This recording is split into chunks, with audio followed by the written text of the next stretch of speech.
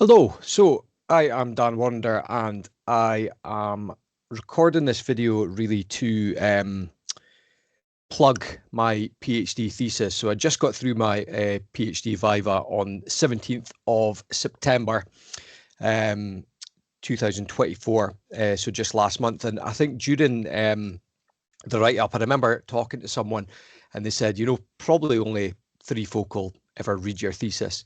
And that'll be the people that are examining you. And I understand that because it's 85,000 words.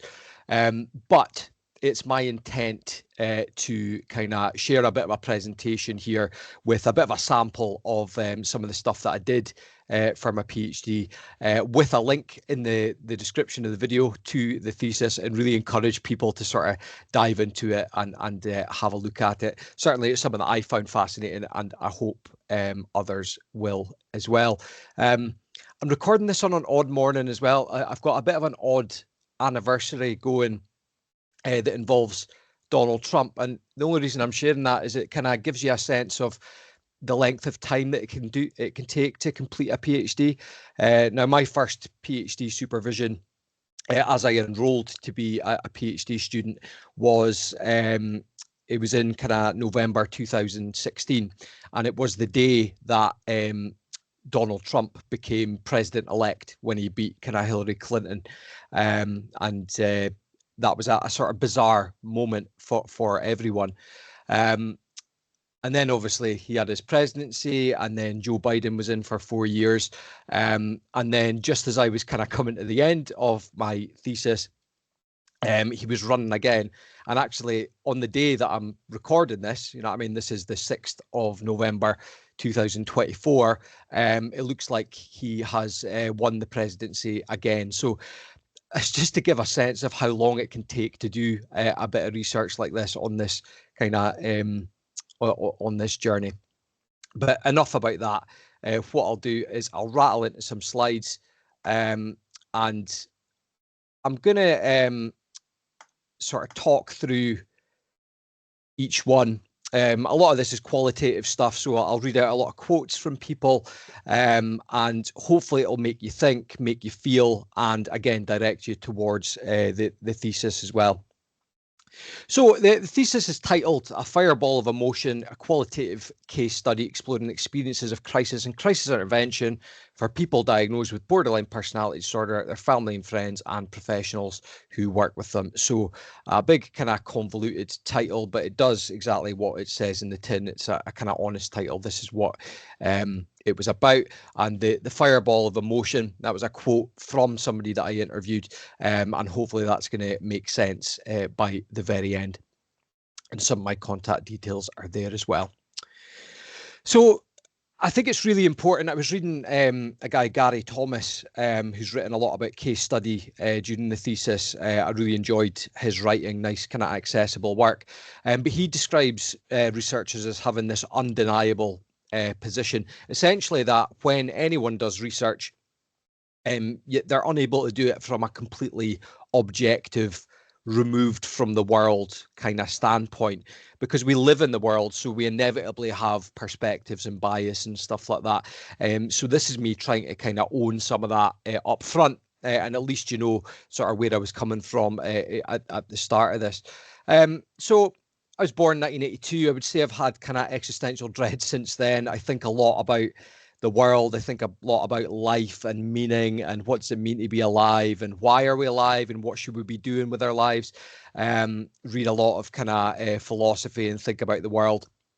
And that's not always a good thing for mental health, in terms of it can be quite a scary, intimidating existence. And I think that's actually kind of what's drawn me to mental health in the first place. I think in some ways we're actually all lost, kind of floating about in the world, looking for a connection, looking for meaning, and not always getting that. I did a master's in philosophy in 2004, that did not help the existential dread one bit, but it gave me some theory and some edges to that kind of anxiety that I experienced. I trained as a mental health nurse. I'm a mentalization-based practitioner as well, so kind of evidence-based kind of therapy for people diagnosed with borderline personality disorder, and a lecturer in mental health nursing as well. And I think through those experiences, I have encountered people in very kind of different ways. So if I could think about being a mental health nurse and a staff nurse on an acute inpatient unit, I think about the dynamics of that environment and the kind of work that I maybe wanted to do that I didn't feel able to do because of the kind of the unpredictability of the environment, and actually how the environment was so far out of my control in terms of probably interactions with psychiatry and kind of multiple kind of other sort of mental health nurses, and actually just the almost like managing the ward as well as trying to interact with people and help them.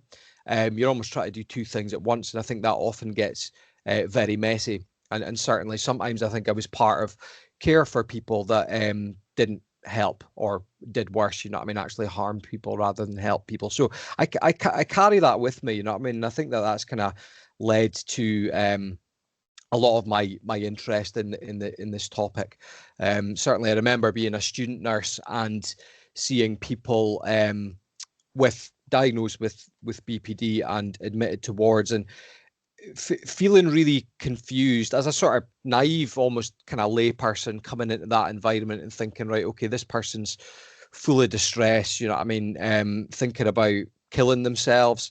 But for some reason, the staff team seem to be really frustrated with them and angry at them. And what is that about? And I think it becomes about that recurrent kind of suicidality and the fact that there's no easy fix for it and people get frustrated. I think I've been really curious about it since then, because it's always felt like we can do better. Contrast to that with my experiences sort of doing psychotherapy, very, very different. I think if you have that one-to-one relationship with somebody, able to do much better work very quickly, you know what I mean, just by not having so much outside interference, you know what I mean. I could have a kind of a genuine sort of relationship with a person that kind of, I wouldn't sort of say something and then somebody else would kind of go against it, you know what I mean. It really was I could own every sort of decision that I made. I could own every kind of interaction that we had, and it wasn't so influenced by the environment. And then being a lecturer in mental health nursing, obviously sort of pushing me to kind of dive into more kind of teaching students, helping them sort of think about their experiences, hearing about their experiences. And actually, as a lecturer, you know what I mean, kind of meeting people in a different way, you know what I mean, meeting people not necessarily as a clinician, you know what I mean, meeting people for coffee instead of kind of over an assessment in crisis and stuff like that. And I think that sort of process of kind of almost moving away from that mental health nurse professionalism mindset. I'm not sure what I'm really saying there, but I think what I'm trying to get at is that I think that becoming a lecturer and stepping out of practice a bit, you know what I mean, I still do a bit of kind of private work, but on my own terms now. But I think stepping away from practice allowed me to get back to who I am as a person. I think that's what I'm kind of trying to say there. I've been publishing and presenting since 2013. So I've spent a long time reading, writing, presenting, talking to people. Whenever you write something or put something out like this, you know, I mean, people always get in touch, and that's great, you know what I mean. And through every sort of single conversation with people, you know what I mean, people with lived experience of these diagnoses, families, carers, professionals, every kind of conversation sort of changes me in a way, you know what I mean, even if it's really, really kind of subtly and stuff like that. So I feel very immersed in this area. I've had involvement in national groups, particularly Scottish Personality Disorder Network and the British and Irish group for the study of personality disorder. And I think just through that kind of that wider networking again, and sort of probably building on my experience of moving from sort of staff nurse to kind of doing work in psychotherapy to lecturer, like meeting people at conferences and stuff like that. I mean, like I'm now kind of at a stage where I can say that just through those networks, you know, I mean, I've got people with these diagnoses that I would call friends, you know what I mean, and genuinely sort of mean that. And I think this topic definitely mattered to me 8, 9, 10 more years ago, but I do think I feel it more now. The closer I kind of build those connections, I think that's a good thing. I don't think that's a bad thing by any means.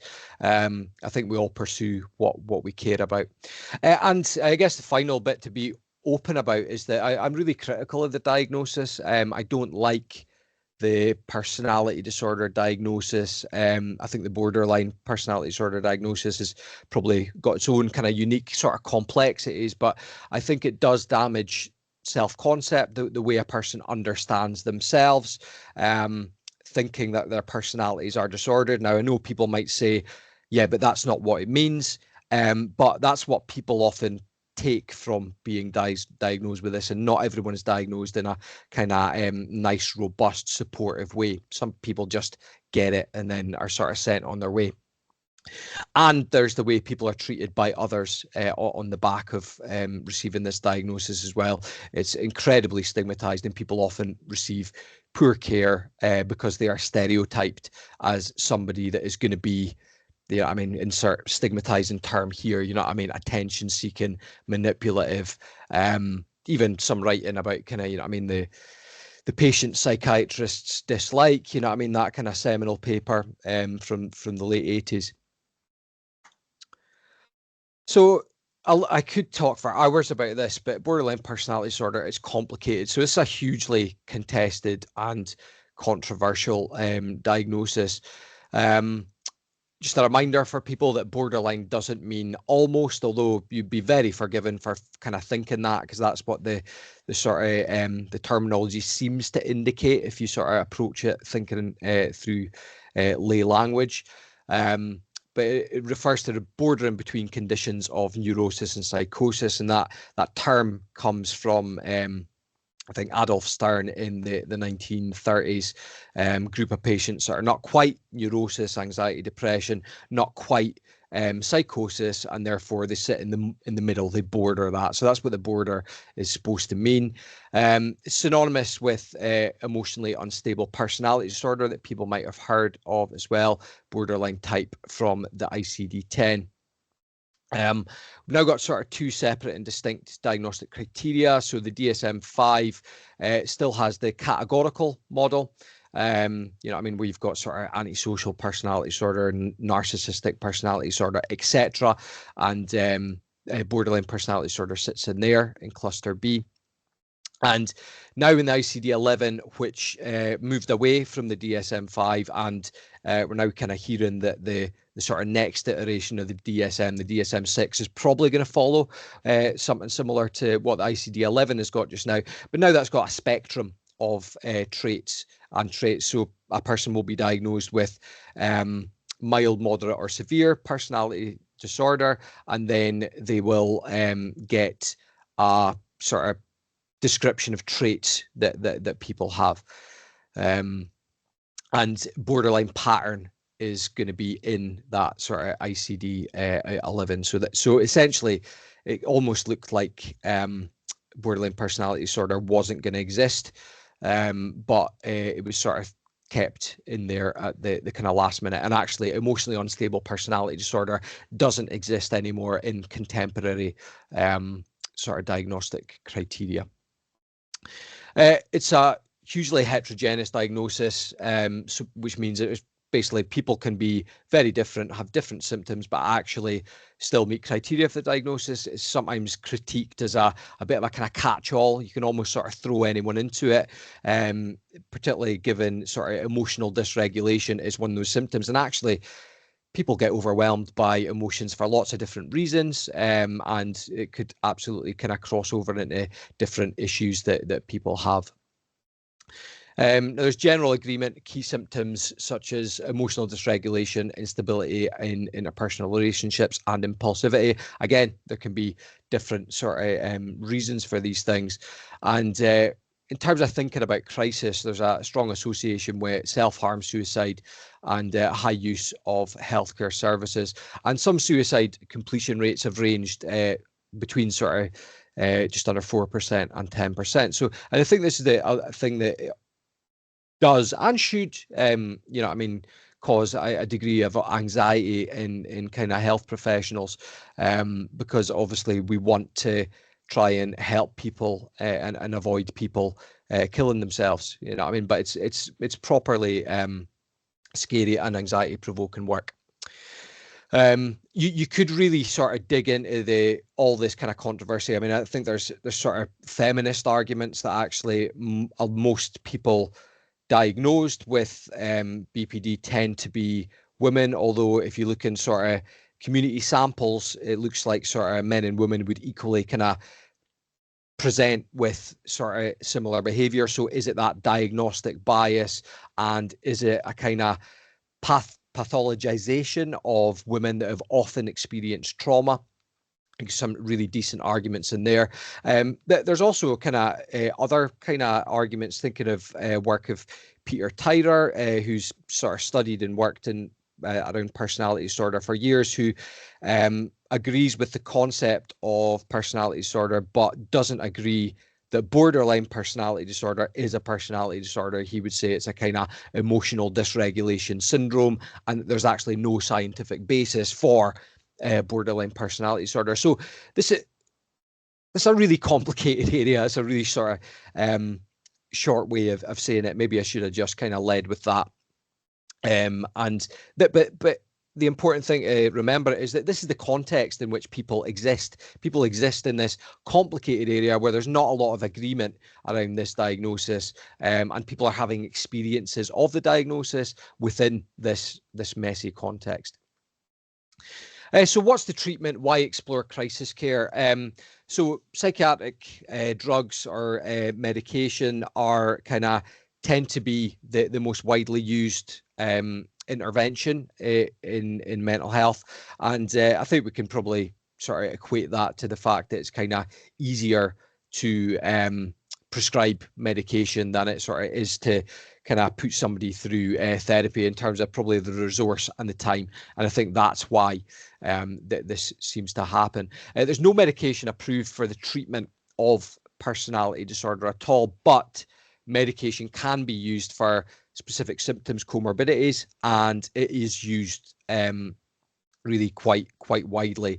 If you think of the kind of breadth of the personality disorder, borderline personality disorder criteria and spectrum of symptoms, then it's probably easy for people to make the argument of using certain medications.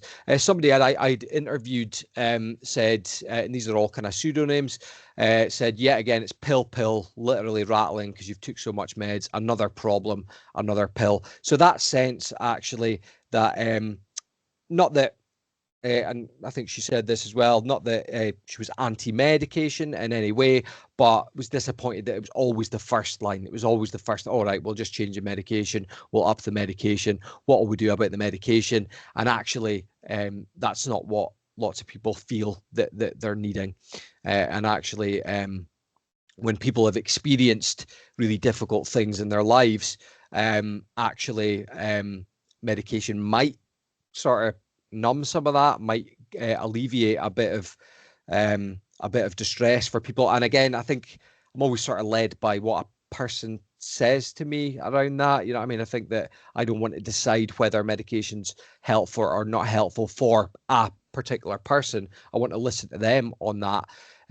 But I think potentially kind of overused, and it's not necessarily getting to the root of the issues that might be based in kind of trauma or patterns of thinking or whatever, you know what I mean? The best evidence is for psychotherapy, particularly dialectical behavioral therapy and mentalization-based treatment, but there's a vast array of others, and there's lots of kind of therapies that show some benefit, but still most people are presenting to non-specialist services during crisis, and actually there's no good evidence for crisis care. There's no sort of clear, this is what you do, this is the model, this works. I think there's probably reasonable reasons for that, given it's such a kind of complex area, but it doesn't feel like we're getting that right at all.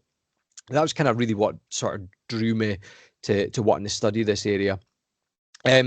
People often receive treatment as usual because there's no kind of clear model or kind of evidence base for it, and experiences vary, and reports of iatrogenic harm are not rare. So iatrogenic harm when people are harmed through the help, and I'll put help in inverted commas there because it doesn't feel helpful to people a lot of the time.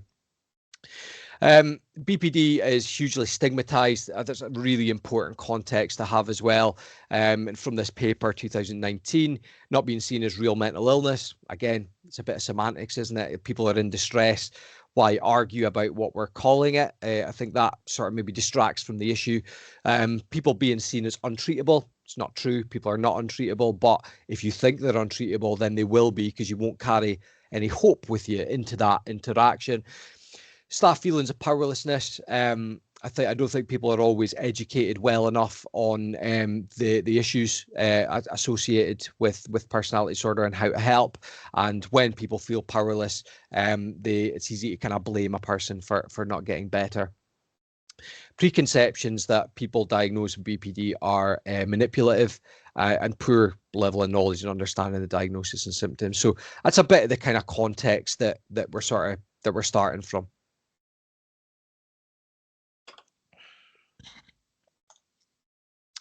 So what I did an underpinning literature review that's it's within the sort of thesis, but I can put a link to it on its own as well. So it basically just kind of explored the foundations of research in the area, so I could kind of build my study on top of that. I got ethical approval, so I did a kind of research proposal and put that through NHS and the university ethics departments, and kind of did a bit of back and forth and got that approved. And this was a qualitative study, essentially sort of looking at the whys and the hows and the kind of depth of human experience that you can only really get from talking to people. So not about numbers, about sort of experiences and people telling me what they experienced. So I used a case study approach, which had a person at the center. So I first kind of recruited people diagnosed with BPD and had them kind of come forward for the study. And then I did sort of snowball sampling, where I said to those people, is there anyone else that you would like to kind of be part of the study, to essentially speak to me about you and about BPD? So the person had to consent and basically trust another person to be able to kind of talk about them without them sort of being there as well. And through that, I kind of recruited some families and friends and professionals as well. So the person diagnosed with BPD sat at the sort of the center of the case, if you like, and then kind of within the same circle, I would have a kind of family member or a professional and stuff like that as well. Now, I had 16 people in total, so 6 people diagnosed with BPD, 4 support persons, which was family members and friends, and 6 professionals, largely community mental health nurses, 4 of them, and somebody from psychology and somebody from psychiatry as well. I completed semi-structured interviews using a topic guide. So I had a bit of a kind of script in terms of, these are some of the things that I want to address, built on the literature review, but I kind of allowed room to just go off on tangents. I wanted people to be able to tell me what felt most important to them. So I never shut anything down, was never too prescriptive. And so some of the interviews were up to 2.5 hours long.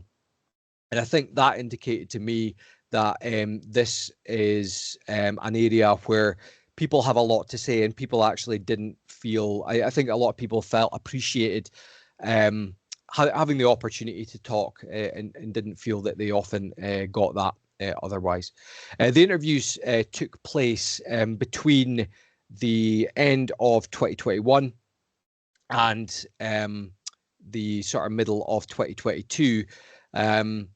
I know at the start I was saying I kind of enrolled as a PhD student in 2016. There's a lot of kind of swamp before you get to the point of kind of actually doing that, where I had to do research training or research modules and stuff like that I didn't necessarily actually think were that helpful. But actually doing this bit of research, you're probably talking about between kind of 2020 and sort of 2024 doing that actual kind of study. Data analysis used constant comparison and constructing themes. So constant comparison is exactly what it says on the tin. I read and listened to the interviews, read the transcripts, and kind of started drawing mind maps and stuff like that. And basically comparing one to another, looking for patterns, looking for consistencies, looking for differences, and then basically constructing the themes. And I think Braun and Clark have been sort of clear about that point, haven't they? That kind of themes don't emerge, you construct them. You know what I mean? That's why it's important that my undeniable position is important in there, because I am constructing these through my lens. I don't think I did anyone's talking for them, because I've used people's own quotes to illustrate these points, but I have shaped it using my lens, and I have to own that. And within the thesis, there is a kind of conceptual map of crisis and crisis intervention as well, and I sort of used that to frame my kind of discussion chapter. So there's a bit of a kind of visual that you can look at there. It's massive, so on a PDF you'll be able to kind of zoom in on it, but it wouldn't look actually good on a kind of PowerPoint here. But again, this is encouragement to go and look at the thesis. There was 5 themes that I came up with. So understanding crisis, triggers, manifestations, personal strategies during crisis. So what is it? What is crisis? How do people experience that? What are some of the kind of triggers? What experiences do people have? And then how do people try and cope with that individually as well? A confused and anxious system. So this was really about when people try and seek help. This was sometimes described as a bit of a labyrinth of actually trying to access help, and there's a lot of anxiety in that system as well, particularly around risk, and almost people being treated like that hot potato, you know what I mean, sort of pass that on to the next person or the next service. So a real confusion and anxiety within the system. Acts and omissions that lead to harm. So again, sort of revisiting some of that iatrogenic harm. Sometimes people were harmed by the things that happened to them, or sometimes people were harmed by the good stuff that didn't happen as well. And there's a kind of theme on that. The complex simplicity of helping people in crisis was really about, like, and I think that anyone else that sort of studied the area of kind of, I guess, therapeutic care for people diagnosed with personality disorders will probably have come back to some of the same conclusions that I have, that it sort of seems to be the simple stuff again and again that you come back to. What do people want? They want to be treated like a human being. They don't want to be treated like a diagnosis. They want to feel empathy, compassion, kindness, these kind of things. They want to have choice. All these things that I could ask my kids, you know what I mean, who are 9 and 7 just now. I could probably ask them what would help if you were upset, and they would probably come up with that list. So we're thinking, right, why does that not happen? But I sort of developed this theme of the complex simplicity of helping people in crisis, where yes, the simple things do help, but there are sometimes messy, complicated reasons why these things don't happen. You know what I mean? Such as kind of actually mental health nurses that might actually be sort of traumatized within the environments that they're working in, such as, you know what I mean, some of that complicated, messy context and disagreement that we've kind of talked about. So I think there is a messy context that makes those simple things sometimes harder to achieve in a way. And we need to think about that, because it's very, very possible that we can improve care for the group of people that end up with this diagnosis. And building a better service was really sort of about trying to kind of finalize those themes and thinking, building on all those things that weren't good for people, what should good care look like. This picture here is just an example of what I would sort of do when I was listening to a transcript. Just kind of make scribbles everywhere, try and join the dots, try and do this. And I did this kind of 16 times for each individual interview, and then kind of built kind of concept maps on the back of that. Now, what I'm going to go into now is some of the content that is probably going to be much more interesting for you than me kind of rambling off the top of my head about this stuff. But it's going to be direct quotes from people, and then I'll kind of talk around it. I'm not going to do these themes one by one, because it's just too it really wasn't as neat as that. I think you would need to read the whole thesis to kind of get that sense. That's not really going to work for the purpose of this presentation. But again, this is just an encouragement to kind of go and read the thesis. So what I will present will touch on all these things, but not necessarily in a kind of linear order.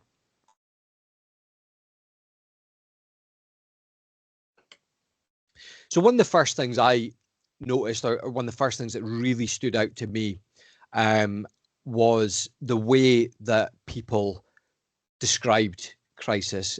Because I think we can get stuck in academic language, you know what I mean? Like we will describe, I guess, the symptoms that I sort of listed before, like emotional dysregulation, difficulties in interpersonal relationships, impulsivity, you know what I mean? And you'll get kind of other sort of symptoms there as well. But I think that academic language might sort of keep us at a distance from appreciating the real intensity of the distress that people experience. So again, all pseudonyms, Carol saying you can only describe it as pain, feels like your brain is on fire. Joni feeling it was like there's a huge bubble around me and I couldn't burst out of it, feeling sort of an incredible pain and feeling trapped. Kate described becoming a fireball of emotion, stating I'd felt so much emotion that it was almost like I'd combusted. I think she also said kind of becoming the emotion. You sort of are that emotion.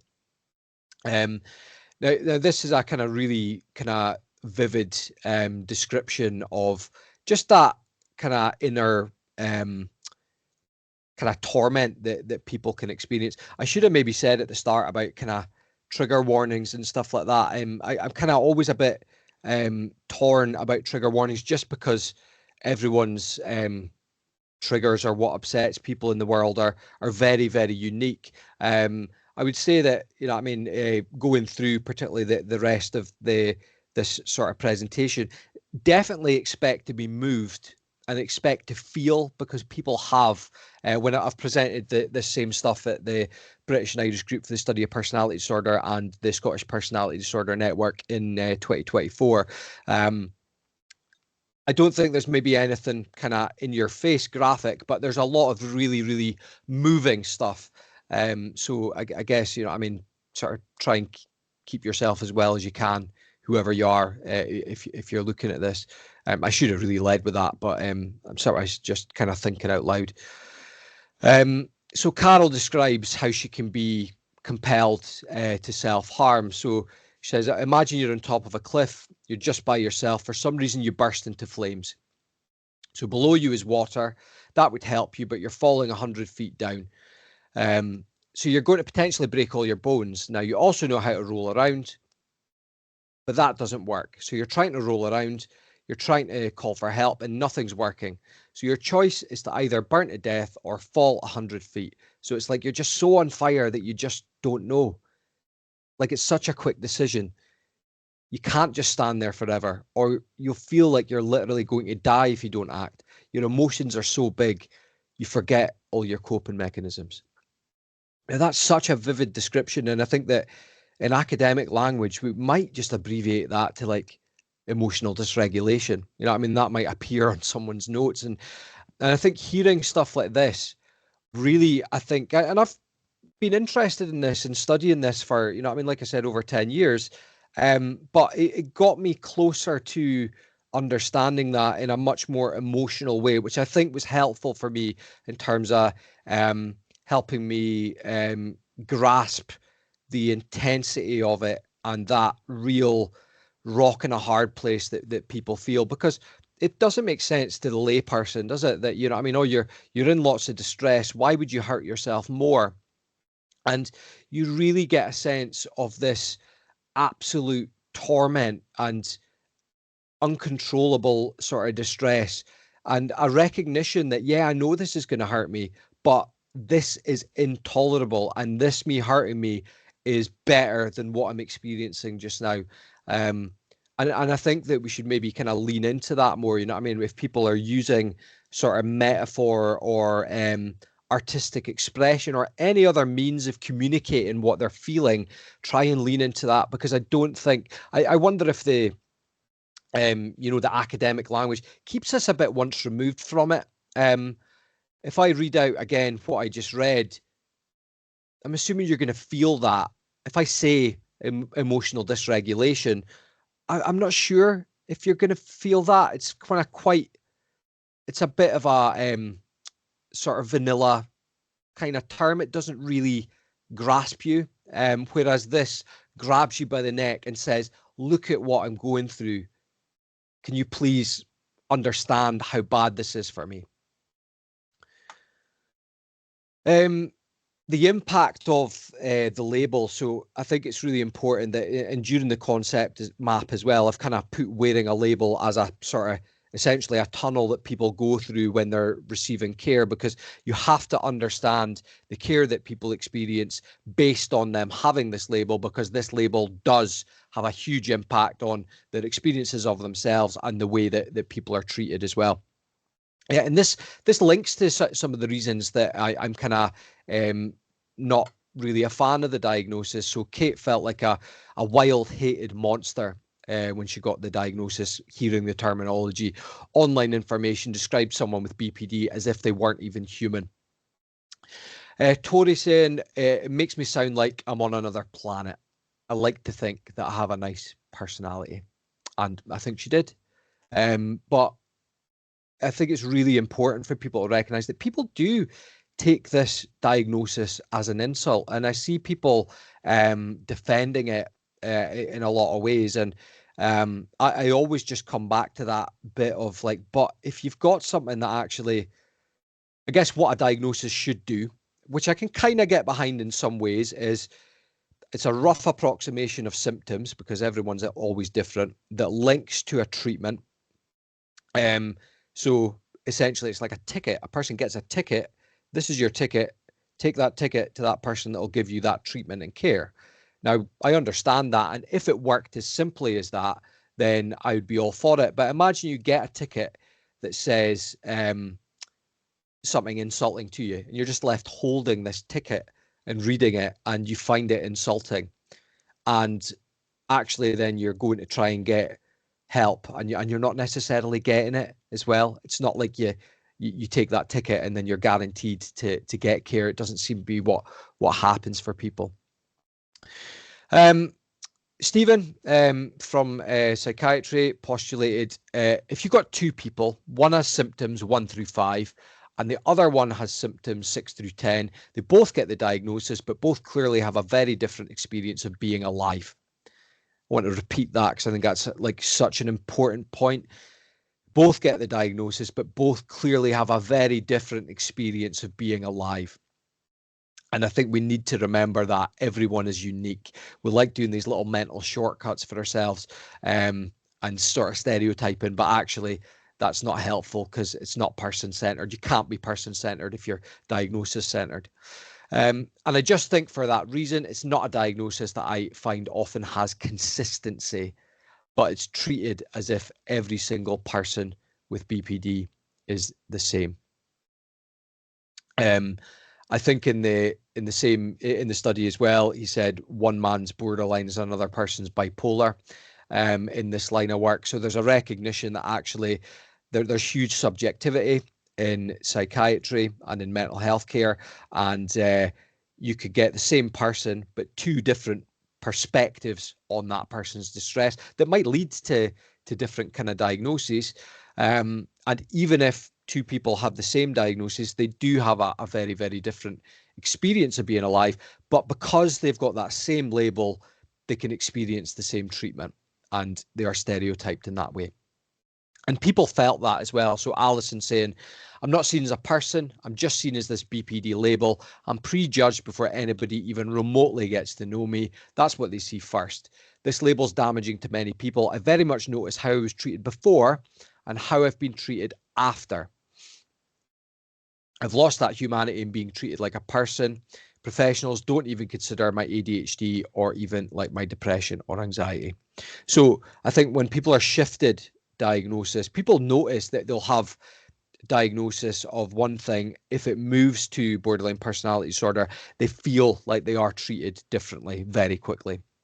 And actually, people described seeing the way other people were treated in an inpatient environment and noticeably noticing that people were there was more punitive kind of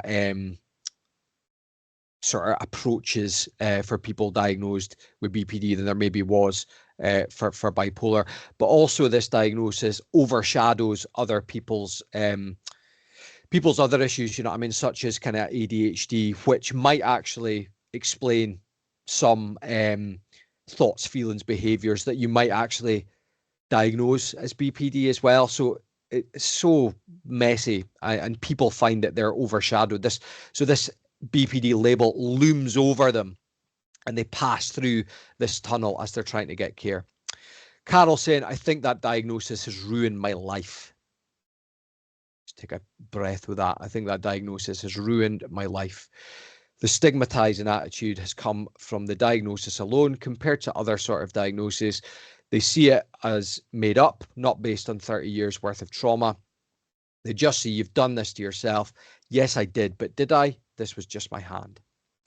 Now that's a really powerful statement, that not only do people find this diagnosis insulting, not only does it kind of sort of stereotype them in the way, but it can obscure people's histories as well.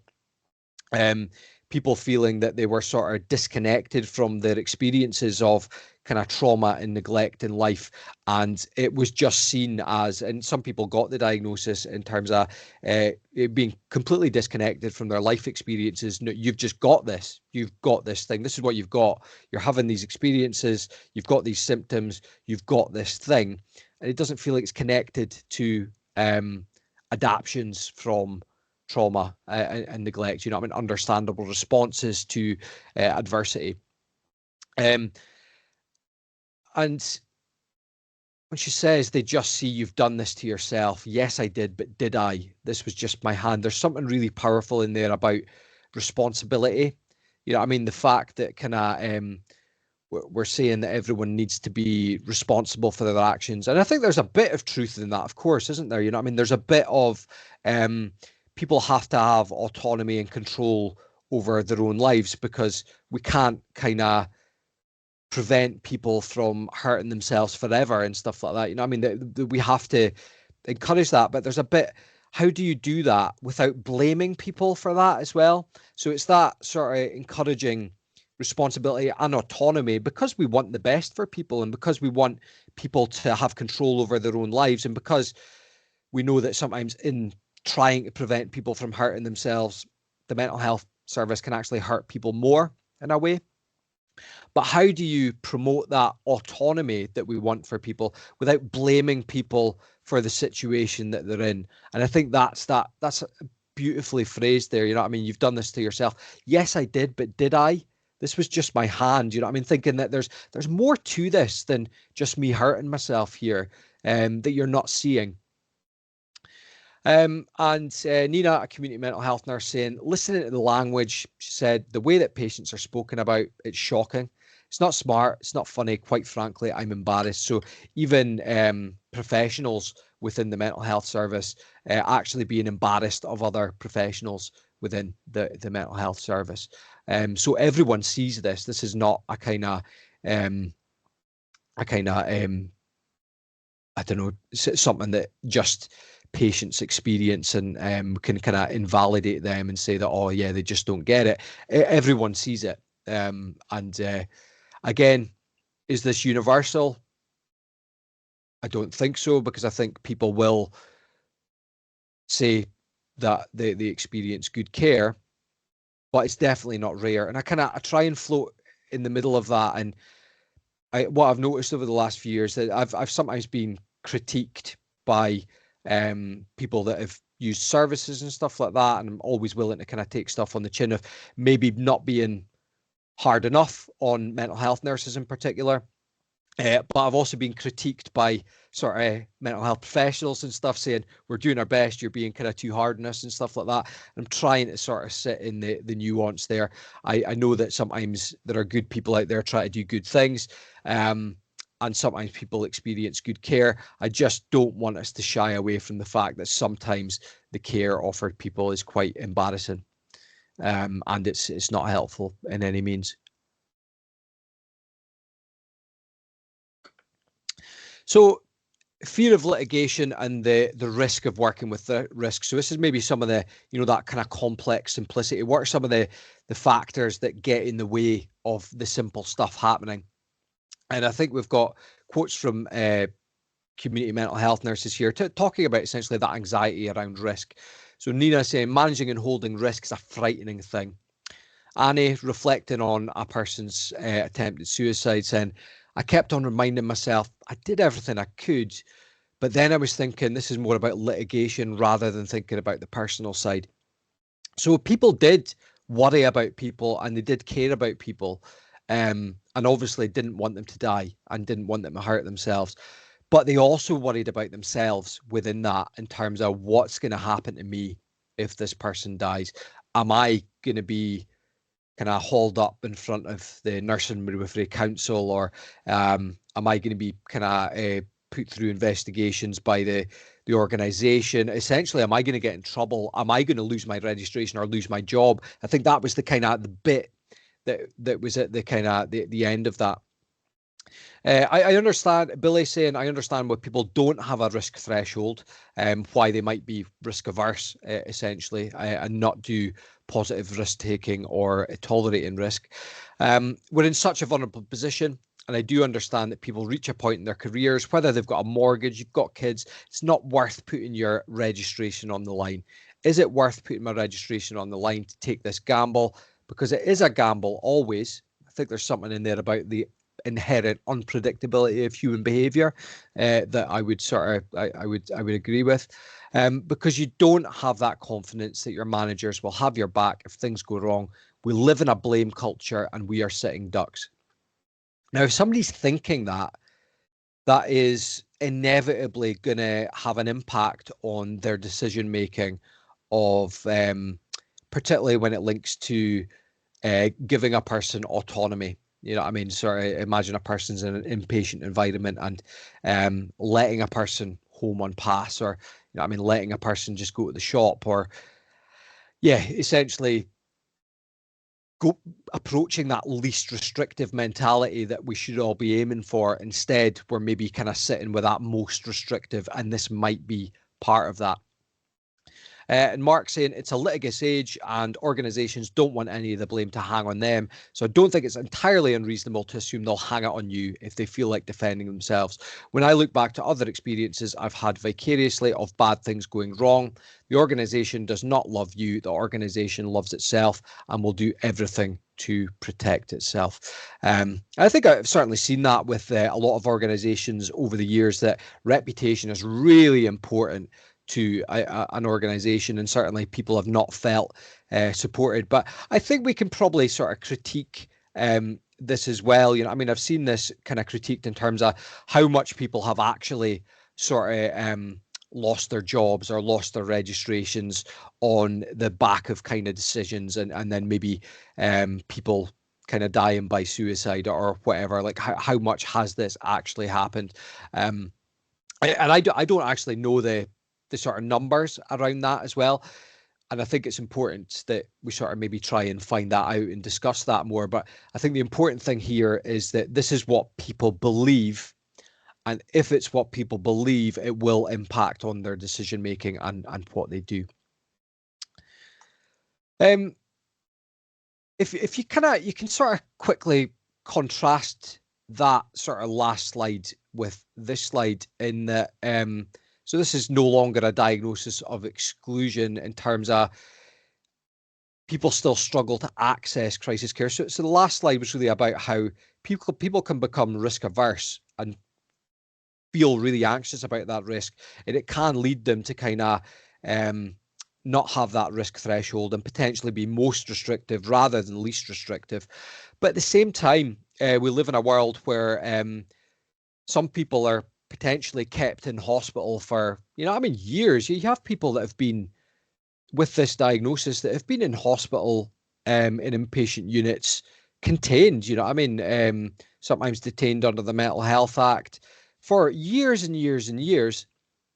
Yet you also get people that try to seek help in crisis that are sort of almost told there's no room at the inn, and feel like they're really turned away.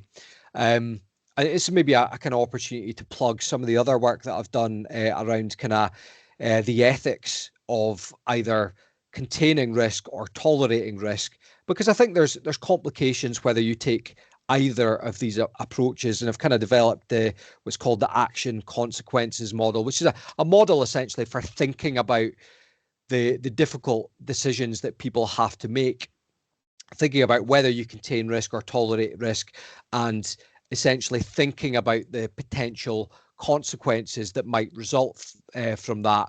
And again, it's not a how-to, because I don't think there is any how-to with risk, because I think it's almost so complicated given people's multi-dimensional complicated experiences. But the model offers things to think about. And actually, I think that we need to do much more thinking about the complexity of this area. Because when we don't think, we are driven by stereotypes, stigma, or anxiety. So a little bit of a plug there, and I'll put some links to stuff in the description as well. So Carol's saying here on the no longer a diagnosis of exclusion, I get the sense that people who are frontline mental health nurses and doctors, they would rather chop their own arm off than admit a person with EUPD in the middle of the night. So getting a sense that there is this culture of like, we try and avoid admitting people as far as possible. And Mark, community mental health nurse, saying you end up with almost like a siege mentality in the hospital, because they're trying to pick out the people who fit the service they deliver and not engage those who don't. So an interesting kind of contrast there between that risk aversion and people feeling really anxious about risk, but actually the experience of people seeing people kind of trying to get help and feeling like they're turned away as well. Linked to that was the dysfunctional relay. The coffee's going to be going cold now. Is a dysfunctional relay. So this kind of was this appears in the confused and anxious system theme. And I think it was one of the first things that kind of really jumped out at me. So Joni is experienced here. I couldn't cope and I'd went to the cliff. There was people walking past with their dogs. They'd phoned the police. They got the Coast Guard out. I'd also overdosed as well. When they got me off the cliff, they took me to the mental health hospital. The duty doctor was like, oh, well, I think you've got a good understanding of your mental health, so I don't think we need to do anything. You can go home.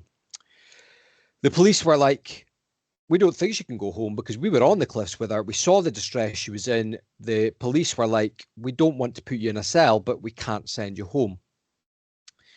My dad was sleeping with the keys under his pillow because he was so scared that I'd run off, and the police were coming round like every few hours to check that I was okay. The police themselves were saying, this isn't our job.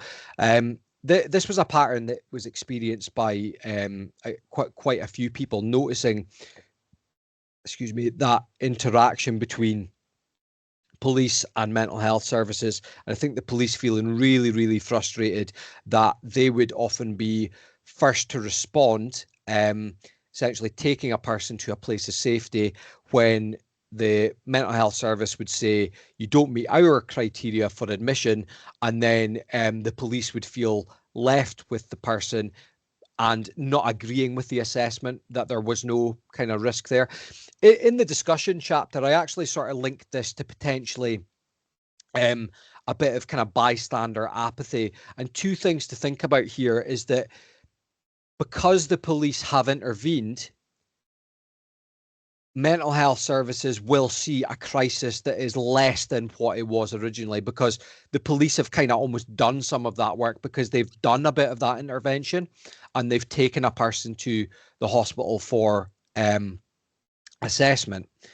And the second bit as well is that, and again, speculation, but that's what you sometimes do in a discussion chapter, speculating that there might be a bit of sort of bystander apathy where the mental health service see a person with the police. So there's almost a bit of thinking, well, we don't necessarily need to do anything here because they're with the police, and maybe it's not going to be our fault if they go away. Now, again, that's speculation. And I think it's important to say that, like, there's obviously lots of people within the health service that might be making some of these decisions that aren't necessarily getting a chance to speak for themselves in this study. And again, I'm interested in those perspectives. I'm really interested in what that's like for somebody. There's definitely it's worth saying that it's definitely a kind of limitation of the study, given that the people that I recruited, the people that they wanted included as part of their cases were people that they trusted. So they didn't kind of invite me to go and speak to these people, or they didn't tell me who these people were, so I could go and speak to them, and that wouldn't have been kind of appropriate ethically to do that. So there are things missing from this thesis, but those are questions, you know, I mean, that hopefully I can maybe pick up on, or other people can pick up on, and kind of try and answer. The bit there about the, you know, I mean, my dad was sleeping with the keys under his pillow. So essentially, this goes from the police to mental health services. Mental health services say, not for us. The police are left with the person not knowing what to do. So they take the person back to the family, and the family home essentially becomes a kind of low secure unit. You know what I mean? The family home becomes a locked ward or whatever, with the family sort of left with the responsibility for that. And the police are kind of coming back to kind of check on that as well. And the experience that Edward here, family member, saying they should have then been able to move that along the chain, saying that police should have been able to kind of pass on to mental health services. That just failed 100%. My view is that police, fire, ambulance, because she's been involved with all of them, are excellent. The mental health hospital, you might as well put a match to it for all the use it's been. And I think it's really important to remember the experience of sort of family and friends in this. You know, I mean, they can often feel unsupported and left with this crisis, or kind of almost used as a reason for why other services don't need to do anything because the family are doing it. Yeah, I think family and carers are often kind of forgotten about. And actually, even though I interviewed 4 people in this study, because they're not that involved in that sort of crisis intervention process, they do feel on the kind of periphery of this study. There's a lot of things that they're just not involved in. But I think we need to remember the family experience. Criminalisation. So I think 4 out of the 6 people I interviewed had been in contact with the police. 1 person had been criminalised. I think this is a really important point. The picture there sort of is links to the movement Stop Sim. So a group of people that had used services, people with lived experience of sort of psychological distress, and that had used services, and actually developed this campaign to stop essentially a model of criminalizing suicidal behavior. And that, I mean, it's well worth kind of looking at what that group did. And it almost maybe a bit of an embarrassment or kind of wake up call for professionals that a service user led group managed to sort of advocate for themselves and really, really make a huge impact, and have that kind of that model sort of dissipated, or I'm not sure what language I'm looking for there. Yeah, it almost feels I don't know, do I almost feel a bit of guilt that actually the professional service maybe let this happen, or wasn't able to kind of stop it. And I'm all for, you know, I mean, kind of people with lived experience standing up for themselves and kind of creating movements and stuff like that as well. And obviously, I think it was supported by some professionals as well, but it's maybe, I don't know, it feels like we're maybe getting something wrong there as well. So are people distressed, in need of support, or criminal in need of justice? And yeah, what I've just said there. Yeah, so this issue was highlighted, campaigned on by activist group Stop Sim, and it's definitely worth having a look at some of the great work they did, because it was really important and impactful. And Annie, community mental health nurse, saying, I remember I was at a multi-agency meeting. They were discussing charging Grace, and it was because of the fact that having to cordon things off, including roads, and creating mass amounts of disruption in the city centre. So somebody standing on the edge of a bridge or wherever, and that kind of disrupting, I guess, flows of traffic and kind of, you know, I mean, public people around and stuff like that. But Grace saying here as well, I was a bit confused about it. I suppose it just felt like, oh, nobody cares. And I just felt even more suicidal. So I think that the criminalizing suicidal behavior is almost like it's a behavioral model, isn't it? It's that kind of we will sort of, it's almost like a, you know, I mean, a dog pees on the carpet, so you rub its nose in it so it doesn't do it again. It's like there's something really quite horrific about that in terms of it feels like punishing a person for that distress. And I've got two issues with that that I'll kind of finish this slide with. First thing, it feels horrible, doesn't it? It feels really like it lacks compassion. It doesn't feel like it kind of chimes with my values or ethics that we would sort of criminalize somebody for being in emotional distress and wanting to die. That doesn't feel right. It just doesn't feel right. So that's the first thing. It doesn't sit well with me. I don't think it would sit well with kind of probably professional codes of conduct and stuff like that for various professions as well. It doesn't feel like it fits ethics in any way. But number two as well, even if you disregarded number one, number two, even on a pragmatic level, it doesn't work. So there's Grace saying here, I felt even more suicidal because this experience made me feel worse. So it lacks compassion, doesn't fit with, I think, the values of probably most people that are in healthcare. I would hope that would be the case. But also it doesn't work. It doesn't make a person less suicidal. This doesn't fix the problem. So I guess that's what I think about that. Now, traumatized mental health nurses.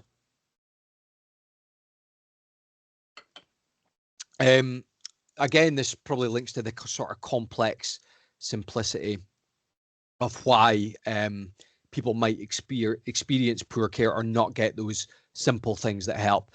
So Billy was community mental health nurse saying, in the community, I love working with them. So talking about people diagnosed with BPD, EUPD. In the ward, I hated EUPD. I hated all the patients. I had no compassion for any of them. They were my problem. Now, hearing that, you're like, whoa, that's coming from a mental health nurse. That's kind of, that's not how we like to sell ourselves. You know what I mean? That's not the advert that we're looking for the profession. And it's kind of, it's difficult to imagine that. And it's definitely removed from that wholesome professional ideal that we maybe like to project at times. But then I think thinking about this kind of following statement, it can kind of give that a little bit more context to like why, how does somebody that goes into mental health nursing, where you think you want to help people, you want to care for people, you want to do good work, and then they hate patients, what is that about? And here's what it might be about. So what happens to a person when they go into work terrified every day, but can't admit it? Just the resentment, the anger, the bitterness, all of that. And I think that's a lot of inpatient settings for people, is staff go to their work scared of being assaulted, scared of a situation happening where, you know, if you walk into a room and somebody's cut themselves open, that's fucking traumatizing. If you walk in and somebody's blue with a neck ligature around their neck, it's traumatizing, but we can't admit that. If I was walking on the street and somebody grabbed me by the hair and tried to gouge my eye out, everyone would be like, oh my God, that's awful. And it would be taken really seriously. But that happens to you in hospital, and then you cry in the toilet and then you go back to work. There's an incredible amount in there, but there's thinking about the limitations of human beings to deal with all those kind of competing demands and those high adrenaline situations in that stressful environment. And you know what I mean? That's the person that you're potentially looking for empathy and understanding from. And they've maybe got nothing left to give. And I think that mentality of like, you cry in the toilet and then you go back to work. And I think there's definitely still a culture where I don't think mental health nurses or other professionals talk as openly about their own emotions and the difficult experiences that they're having. And I don't think we use clinical supervision nearly as much as we should. You know, I mean, it's still something that's kind of scowled at a little bit sometimes. You know, I mean, well, why are you using that? Why would you go and get supervision? So a person's got nothing left, and there's this culture of you just have a wee cry in the toilet, and then you go back to it still with nothing left to give someone else. So again, I think that phrase, "I hated all the patients," is really difficult. It gives you a sort of difficult feeling in your stomach. But then thinking about what are the reasons, and actually, I think it would be difficult to argue that if I said to anyone watching this, if you were dealing with all that stuff, all that stress, would you be able to do as good work as you would like? So we need to support the supporters, you know what I mean, help the helpers, as well as kind of can't just expect people to be oozing compassion and empathy all the time without putting something in place to help people with all this stuff that they're going through. And Nina, community mental health nurse, saying the other thing that I've seen that worries me, you know, that the mental health nurse can't be more experienced than a couple of years because of their age, saying that she's young people in the ward, so they can't have been experienced for kind of 20 years because they're so young. But they have that resting bitch face, is to push you away. Like, don't ask me because I don't know. But they can't say that, so they'll do that attitude. That's how we're treating each other. So you can imagine what it's like for a patient if they get a resting bitch face. And then Nina was a community mental health nurse that described actually going into a ward to see one of her patients that was admitted there, but actually like nobody taking her on. You know what I mean? She's a mental health professional as well, but nobody would kind of give her eye contact, or nobody was sort of warm and engaging with her. So you've potentially got wards full of people, you know what I mean, that are maybe kind of burnt out, traumatized, whatever. So again, this might be some of the complex issues that sort of mean that those simple things are not happening. Neglect redux, or neglect revisited. So because people with these diagnoses can have horrendous sort of experiences in childhood, they can feel neglected from kind of all angles. So they can feel neglected in childhood, they can feel neglected from services, but then even when they get access to services, they can feel neglected in services as well. Kate's saying the only time, the ever time I was in there in an inpatient unit that the staff ever came up and spoke to me, it was on like my 5th day or something. Somebody had come through and said, you need to eat something. That's the only time I ever felt noticed. There was no other communication. I never actually had a relationship with any of the staff. I was a bit paranoid because I didn't know if I was being a hassle, and it was a checklist that they had to do. This person's not ate. Oh, well, we better check on her because she's not eating. I just didn't know how sincere it was. So, and I think that it's important to remember that, isn't it? Like, hospital or inpatient services, it's just a place. So people going in there doesn't automatically mean that good things are going to happen. And somebody just being in a place isn't necessarily helpful. There has to be helpful things that happen in there. But again, it might be that sort of dynamic, traumatizing environment that people are in, that this person is kind of potentially not causing a fuss. So all the focus is going on some of that kind of more adrenaline raising stuff. So people are just kind of left and feeling neglected as well. And I think it's really important to remember that people can be really fragile, and this will impact on their kind of self-esteem and stuff as well. And Billy, community mental health nurse, talking about Carol, saying mental health care might have helped Carol had the response been healing, had it been the opposite of our childhood. But unfortunately, it was just the same. It was still a little girl crying in a room and banging her head, and it just being annoying. And that I remember that really kind of impacted me, because I think there's a really important thing about remembering the child in everyone, because certainly for a lot of people it can be a point of sort of disrupted or kind of fractured development, you know what I mean, where they don't get that good stuff at that point. And they carry that with them. And when people don't get good care or feel neglected in services, it reinforces that belief that people had. And a few people said this, it reinforces their belief that it must be me. And particularly when they're saying, look, even mental health professionals can't be bothered with me. It's got to be me. People that are paid to care for other people can't be bothered with me. So it must be me. And that's an enormous burden for people to carry. And again, this is one of those omissions that can hurt people enormously. I'm recognizing this is going on a while, but I guess the benefit of these things is you can pause it whenever you need to and come back to it. But I think it's important that I kind of get through it and try not to make it feel rushed. I think I've got about 7 slides left. Spaghettification, and now I was kind of quite proud of this term. I'm massively into kind of space and galaxy and the universe and stuff like that. And the term spaghettification I actually took from it's a theoretical phenomenon around black holes, where the idea is that if somebody falls into a black hole, there's 2 forces of gravity that are essentially stretching. You know what I mean? So a person would be stretched into a piece of spaghetti. Now, why I thought this was relevant to borderline personality disorder in this study is the immense forces of opposite ideas.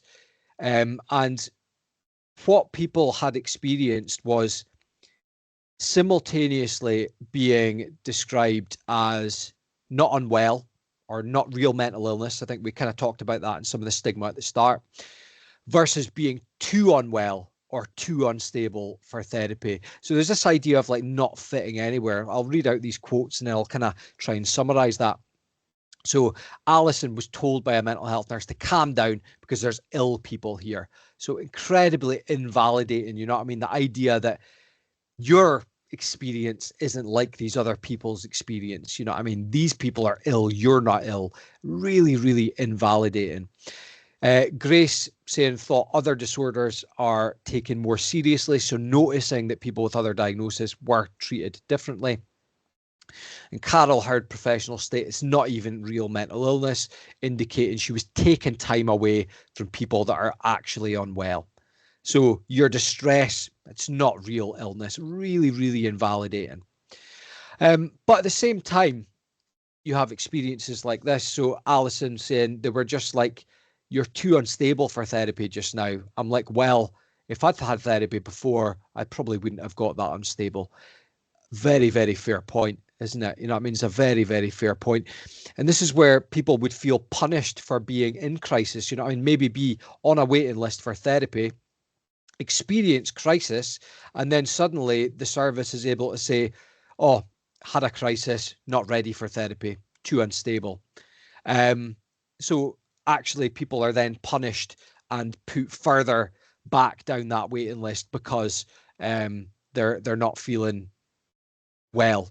And actually they're saying that this thing that would make them feel well, they're not getting access to.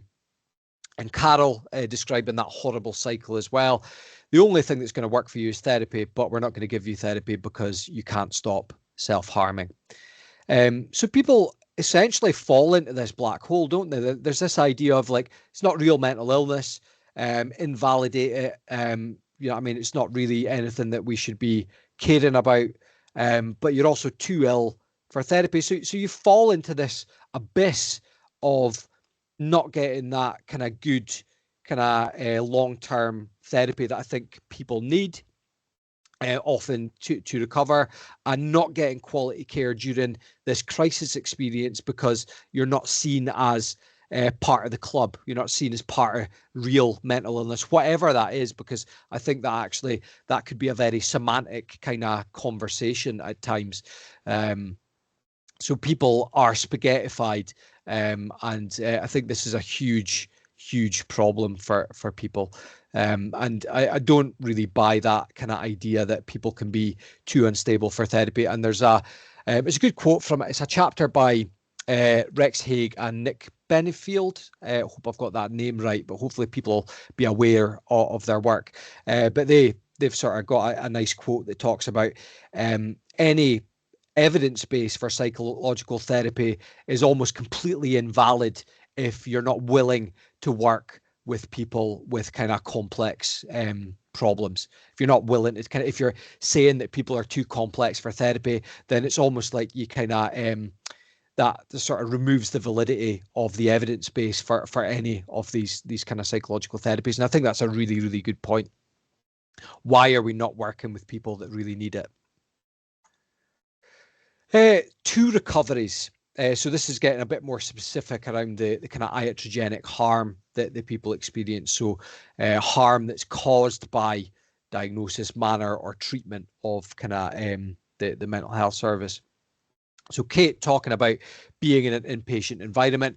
You're triggered by loud noises, alarms, men shouting, all just became too much to the point where I actually wanted to escape.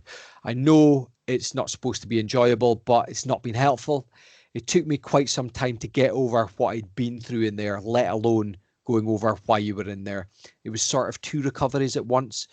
So really important to hear here that people are saying they're recovering from that crisis of overwhelm, emotional overwhelm, and kind of feeling like they're at risk of dying by suicide. But then they have to recover from the help again. It doesn't feel helpful. Alison noting, I think it's a common experience that came out of the literature review and came out of the study as well. Nothing's ever done about the emotional side, what is causing it. So people feeling that there was this, people would respond with behavior, respond to behavior with behavior, and people wouldn't respond with, what's that about? What are you thinking? What are you feeling? What underpins this sort of desire to hurt yourself? What's going on here? And it feels bizarre that we're missing that bit, because that's the bit that always interested me. That's why I got into sort of mental health nursing. So why are we not asking those questions? Again, is it just about that traumatized mental health nurse that's burnt out and has got nothing left to give? Is that what it's about? Again, I'm speculating. I don't know, but it feels odd, and I'm not sure why we're not doing that right. Joan saying, I wondered if there was a mindset of it's quicker to restrain you than it is to listen to you. Again, these environments are so complicated and dynamic and busy at times that is that a factor? I think there often are sort of a sense of time pressure and getting things done quickly, but it's not how humans beings work. You know what I mean? We can't work quickly and rush sort of emotional kind of conversations.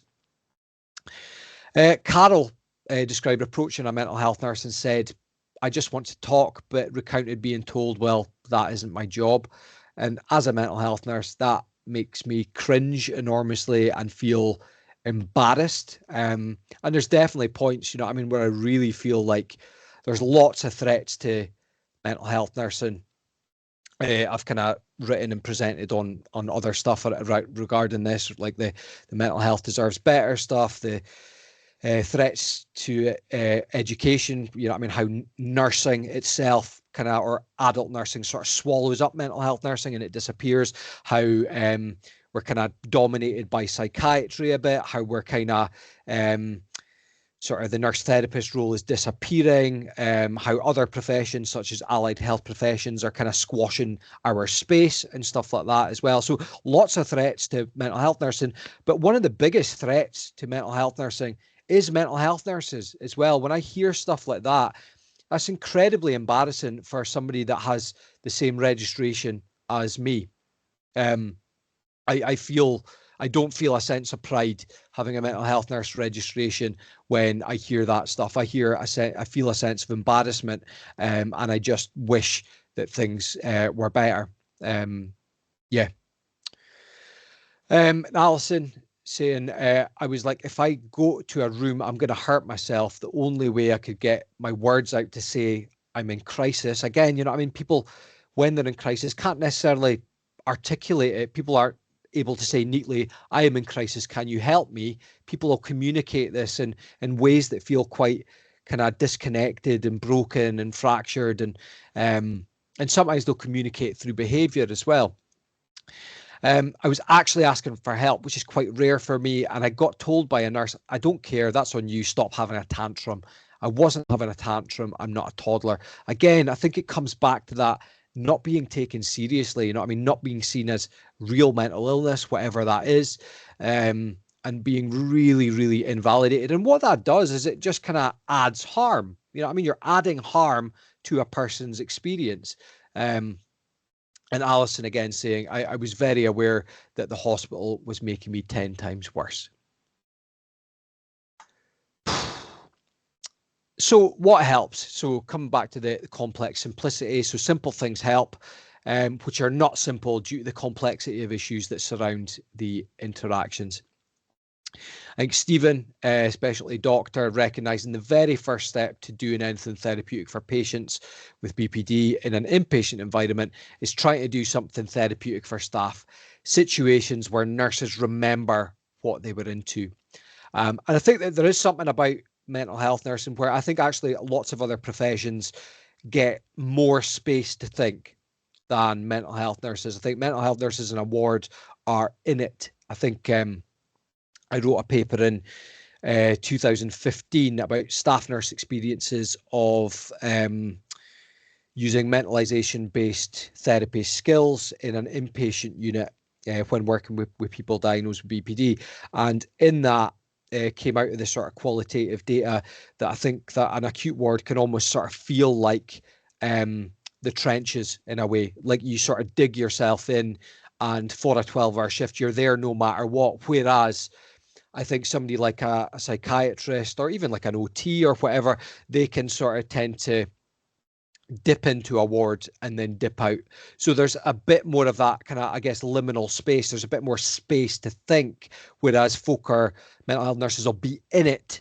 And I wonder if that contributes to that sort of not thinking. So Stephen's saying here, situations where he could sort of do a bit of kind of almost ad hoc group supervision, help people think about stuff in the moment. And actually, when people were prompted to really think about a person's emotional experience, they could remember why they wanted to be mental health nurses. They can be pulled back to that sort of curiosity and that compassion.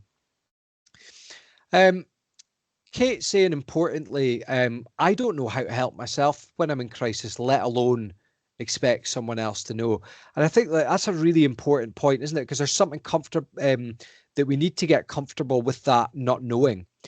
This is a very messy diagnosis that actually doesn't really mean much when you're meeting individuals. You know what I mean? Every person has a very different experience of being alive. So actually, the BPD diagnosis, I don't think is going to give you a massive amount of clues or kind of a sort of to-do list of, oh, do these things and this is going to work. So we have to be comfortable sitting with that uncertainty and actually that sort of being with, you know what I mean, that kind of curiosity, compassion, empathy. I think the problem is sometimes people think that they're doing nothing when they do that, and they need to think, oh, I need to get an intervention, I need to be doing this. And I think that maybe pushes people towards that behavioral stuff rather than that emotional stuff. So actually, people with the diagnosis were saying, I'm not expecting people to know. I don't expect you to know exactly what to do, because I don't even know exactly what to do. Janice, a family member, learned to avoid unsolicited advice. And that comes out again and again, doesn't it? I mean, I think Recovery in the Bin have got a really nice link. You could probably Google that, handy tips for crisis workers. And there's that sort of, you hear about it time and time again, you know what I mean? People being advised to, like, you know what I mean, contact crisis services, and then being encouraged to, how about you go for a walk, or how about a nice cup of tea, or why don't you have a bath? And that just feels incredibly patronizing in a moment like that. And I'd be saying to any professional, is that the best that you can do? Is that really the best that you can do, that you can advise somebody to have a bath or a cup of tea or go for a walk? Because we might as well not train anyone, because I think anyone can kind of do that. Where's that where's that underpinning theory or training that sort of should go into some of these roles? You know, I mean, that feels pretty poor. And there's that quote, isn't there, that I can't remember who does it, but unsolicited advice is like the junk mail of life. And I think there's definitely something in that. I have more cold coffee. It's really cold now. I'm talking for too long. I really loved this from the thesis. So Billy, community mental health nurse, saying, talking about understanding as an intervention. So thinking about some of those more just human, compassionate things, thinking about those things, that is an intervention. So I genuinely came in not knowing what to do with Carol. So I just wanted to understand. And the more I've tried to get it, the more she's been able to get stuff out and make connections to things and also feel safe. And I think that's what she needed. So actually the value in, you might feel like you're doing nothing. And I think there was a sense from Billy within the service saying that actually sometimes managers in the organization wanted very quantifiable bits of work. What are you doing? Let's quantify what you're actually doing. I think there's something important to be able to articulate what you're doing, but this work in this emotional space of mental health experiences, it's not neat. It's not sort of tick boxy. It's not kind of tidy. So I think we need to get more comfortable with that, saying, well, I'm just trying to understand, and be okay with that, because I think that's what people need sometimes. And nameness, authenticity, and congruence. So Carol described a nurse and her Julietness. You know what I mean? So again, a pseudonym, but I've used this in teaching ever since. You know what I mean? Because I think this is a wonderful concept that nobody is just a mental health nurse or nobody's just a psychiatrist. Everyone is a person, and when people are in distress, when they're in crisis, they want to experience a person. They want to be treated as a person. But I think to be treated as a person, that has to be done by a person. So for me to see a person and treat a person, I have to be a person as well. So think about you experiencing this just now. You are experiencing my Danness in that I could give this slide set to somebody else and they could kind of read it out and they could talk over it, and it might be decent, it might be better, but it won't be me. And there's something about each of us that is really sort of unique, particularly if we're trying to be honest and trying to be authentic, trying to be kind of congruent, that people really, really value. And I think that's something to really, really hold on to, you know what I mean? And that kind of, those human skills that people appreciate. So that kind of, whatever your name is, your nameness, you know what I mean? That's what we need to be kind of carrying with us in the care that we deliver to people. And Joan, a friend that had experienced mental health care as well, described a doctor who really listened and really fought my corner, genuinely got angry when other people didn't stick to the plan that we'd made together. That, I think, just helped me feel a little like I had a little bit more value. Somebody thinks I'm worth fighting for. And I think there's something really important about that, actually, that we need to advocate for people within the system. The system can invalidate people, it can hurt people, people can feel harmed rather than helped. So we need to fight for people and advocate for them. And if we do that, people can feel like they matter a bit more. The act of us doing that, you know, I mean, Joan's saying here, someone thinks I'm worth fighting for. It can be a validating experience. And if people feel like they matter, that can be a really important sort of stepping stone towards, you know what I mean, kind of trying to reestablish that self-concept, or, you know what I mean, getting that sense of self and self-esteem that's so important for everyone.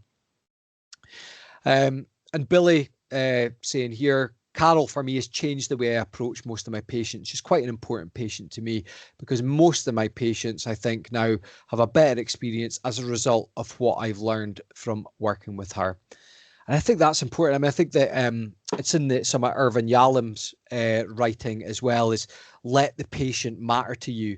And and the idea that people should matter to us and we should let ourselves be changed and come out the other side of working with somebody and feel like we are different people and feel like we're a better mental health nurse or better professional as well.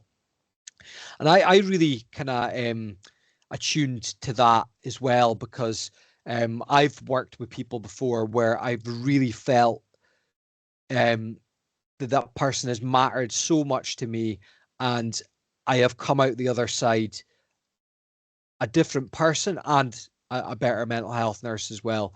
And I think people should matter to us, because hopefully we go into these things because we want to make a difference and we want to connect with people. And if we let that happen, then that can sometimes be the best education, is letting that person, through trying to understand them and genuinely not knowing, that can be an incredible education. And again, that education is not going to apply to every person, but by, I guess, having the humility to let a person tell you about their experience, and I guess not disregard your expertise, but to sort of put it to the side, that can really help you in your relationships, and it can help your approach going forward. So it's the last slide of kind of content before I kind of try and sort of wrap up with a couple of slides. But there's something horrible about the taboo of actually getting close to people. So I was talking there about we need to kind of try and get close to people. We have to be ourselves, use that nameness. I use my Dan-ness, and understanding as an intervention, and let people matter to us and let us be changed by it. But there's a bit of a taboo around getting close to people, particularly people with this diagnosis. So Billy saying nursing has this big slant of you shouldn't have a kind of attachment with patients, whereas obviously psychotherapy and mentalization is all about attachment. And how can you help someone if there's no attachment? Carol was told over and over that she couldn't have attachments to people. She couldn't have attachments to her nurses. Now, this idea of like boundaries and don't get close and stuff like that is just ridiculous, isn't it? I mean, I think that I've said to students for years, and I stand by this, that you have to get close to do the work. To do meaningful work with people, you have to get close to them. Now, when you get close to them, does it get complicated? Yes, but no one said these jobs were going to be easy. If you want it to be easy, then you might need to work at Tesco. And that's not belittling anyone that works at Tesco, by the way. I've worked in retail before, and that's got its own kind of complications. I don't think anything in life is sort of simple. But this human stuff, if you're expecting this to be simple, then it is absolutely not going to be. So you have to get close to do the work. If you get close, it gets complicated. You talk about boundaries if they are getting complicated, if they're getting kind of to the point where a person's expectations are more than what you or the service can sort of realistically offer, then you kind of talk about it. If you think the boundaries are getting so messy that actually it's going to be more harmful than helpful, then you talk about it. But we often talk about the boundaries of health professionals, don't we? And we don't think so much about the boundaries of a person that's in the patient role. We don't think about the boundaries of the people with the diagnosis. What about their boundaries? And we need to think about that as well. And Joan here saying, one of my friends, she qualified as a mental health nurse a few years ago. I remember her saying when she was on a placement, a patient had come to her, she'd had really good conversations with him and felt like she'd done a really good job. And the patient wrote a card for her when they left, and the rest of the staff team laughed at her and said, ha ha, you've just got a BPD card. You've just got a BPD card and you were being manipulated all this time. There's something horrendous about that, isn't there? That actually there then becomes that stigma by association as well, of like, oh, look, you've got close to this person's really valued you, and then you're sort of singled out. And it's that kind of like, it's like high school bullying, isn't it? You know what I mean? It's kind of really unenlightened, immature. It makes me think of always the character Nelson Muntz from The Simpsons, just that point in that, ha ha, there's something really immature and stupid about that attitude that, again, makes me feel really quite cringy and embarrassed to sort of be a mental health nurse at times. And what's that going to do? It potentially means that that person is going to feel ostracized by a staff team if they get close to a person, and you have to get close to do the work, but they're paying a social cost to get by getting close to a patient. So it's almost like they're pushed into this position of, you've just got to decide, you know what I mean? Are you with us or are you with them? Which is a horribly disgusting place to put someone in, because we should be working as a staff team and actually wanting to get close to people. And I wonder, could we ever find a way of flipping a script? And I would never want to kind of bully people or belittle them, because I've experienced bullying in my life and it's bloody horrible, that experience of being disconnected and ostracized. But could we get a sort of flip that script, and when people are not getting close to people, are not building good relationships, that becomes the thing that's a little bit more stigmatized? Oh, I noticed you kind of didn't seem to have a good relationship with them. What's that about? Instead of, looks like you had a really good relationship and they valued you. Ha ha ha, look at you. Just feels really, really stupid. And I feel that as humans, we can do better. A wicked problem. Now, I brought this theory essentially into the discussion chapter, and you can read more about it. But it was one of those theories that as soon as I heard it, I was like, oh, this kind of almost applies to absolutely everything on the planet. So a wicked problem is contrasted from a simple problem that's got a simple solution, but it's where problems and solutions are inextricably linked, with acts and admissions creating waves of consequences. There's subjective criteria for where a problem is resolved. Every problem can be described as a one of a kind, and every solution is a one-shot operation.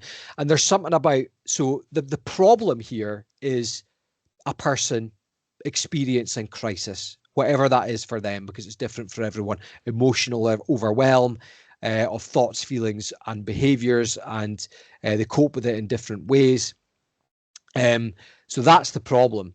Now, problems and solutions are inextricably linked here, because some of the solutions that we have, think about what happens to people during crisis intervention. Think about that dysfunctional relay interaction between police and mental health services and family. Thinking about the invalidation of people being told it's not real mental illness. The invalidation of you're too unstable for therapy. So these solutions, this kind of people entering the mental health care system, actually exacerbate the problem. It makes the problem worse.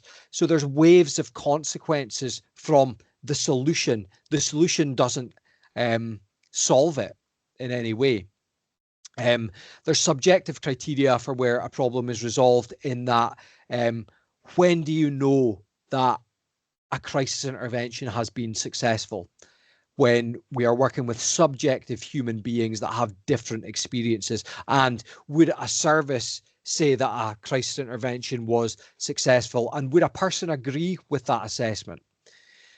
Every problem is obviously one of a kind, and every solution a one-shot operation, because everyone is completely unique. And we need to sort of lean into that not knowing, uncertain space, which is difficult. It is difficult. I'm not saying that's going to be easy, but no one said this was going to be easy. So there's no single or simple solution. Every potential solution connects to another wider problem. And again, you'll read about some of that in the discussion. Now, this is the last kind of slide before I finish. Now, why Fireball? Now, I kind of sometimes I did worry a little bit about using that Fireball kind of title in terms of how is that going to be perceived by people. I used it first and foremost because it was a person's own words to describe their experience, but I also thought it was a metaphor that worked quite well in terms of trying to understand maybe where we are, what happens, and how things could be better. So it's an imperfect but useful metaphor, participants' words to describe their own distress. Again, academic language might not do justice to that distress. So I think using metaphor can be useful in that regard. Now, emotions, that emotional experience was kind of described as intolerable and uncontrollable, like being on fire. So that kind of fireball bit, if people feel like that fireball. And again, you could play with that metaphor in terms of the intensity of fire can be very different. You know what I mean? You can have low heat, you can have high heat, it can feel uncontrollable, there can be a bit of control with it. It's a very sort of messy experience. Fire kind of goes in lots of different directions. Now, where it applies to mental health care is that I think that people are scared to go near fire as it spreads. And I think there is something about people being so overwhelmed emotionally that there is almost a fear of that kind of contagion. There's a fear of getting close, because if we go close to people that are overwhelmed by emotions, potentially people are worried that they're going to get overwhelmed emotionally as well. And that maybe causes a bit of that sort of distance that goes into that. Now, putting out the fire with water, so thinking about an intervention with emotional distance, might lead to water damage and iatrogenic harm. Now, I guess to sort of explain that metaphor a little bit there, putting out the fire with water is the emotional distance of what I'm thinking about when interventions are behavioral. So when interventions are like, okay, criminalization, when interventions are physical restraint, and when interventions are just kind of come into hospital or whatever, but they're not emotional. So there's an emotional distance. So in the metaphor, that's kind of water being used to put out the fire. But this might lead to water damage and iatrogenic harm. So those behavioral interventions that are not emotional interventions, they have an impact. They have that horrible impact in the same way that if somebody puts out a fire, there will be water damage. If you use a behavioral intervention to alleviate something that is fundamentally an emotional experience, there is an emotional damage that is done to that, and people are harmed more to that. But, and this is where I guess the picture comes in, but I think we can put out the flame, we can put out the fire by getting so close that we smother the flame. So instead of thinking about doing something for a distance with water and with a hose, thinking about that concept of the fire blanket, where we get close to the fire and we smother it. But, and here's the bit that I think makes it difficult and puts people off getting close, is that if we want to help, we are the blanket. There's not something that you can put in between you and another person to try and help them alleviate that distress. You have to go towards people. You have to go towards them and get close and try and be a person and try and use understanding as an intervention and try and do all that. And I think, yeah, I mean, this is obviously a complicated, nuanced kind of area where we could always talk about, but what if, because every situation is going to be unique. But we need to try and do this because time and time again, people talk about that human stuff being the stuff that matters. So if we want to help people with that kind of experience of being completely overwhelmed by emotions, of being that fireball, we have to get so close that we are willing to be that fire blanket and put out that flame. And will that get complicated? Yes. But again, nobody said it was going to be easy. If you are looking for something easy, you are looking in the wrong place. Okay. So hopefully that sort of makes sense regarding why I sort of chose to use the fireball metaphor. And that's kind of how I've sort of ended my thesis as well. Now, any questions, I'm very happy for kind of folk to email me, let me know what they think. This has ended up being a bit of a ramble, but I hope it's a bit of a plug for people that might actually want to read the thesis, to kind of reference it, I think there's something about, I value the time that people gave me in terms of sharing their experiences with me so much that the thought of only 3 people reading my thesis, it's not so much about my work, but it's about amplifying those voices of those people that spoke to me.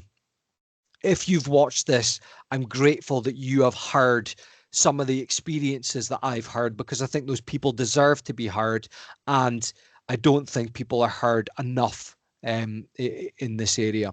So hopefully that was useful or interesting for you. I would my kids watch loads of YouTube videos, and now I'm tempted to say like and subscribe, guys. So it feels a bit cheesy saying that, but hey, like and subscribe, and I might do more videos at some point. And there's a slide of references there as well, so you can kind of pause this video and you can have a look at them if you need to. And I will stop sharing there and just gradually end the video. So if you've got to the end, I'd really appreciate the time. Hopefully you have taken something from this, and if nothing else, I hope that you have been moved by it, because that's what sort of come out when I've presented it in the past. People have felt moved, and I think we should feel moved, because when we feel moved, I think we do better work and we look after people better. Okay, take care.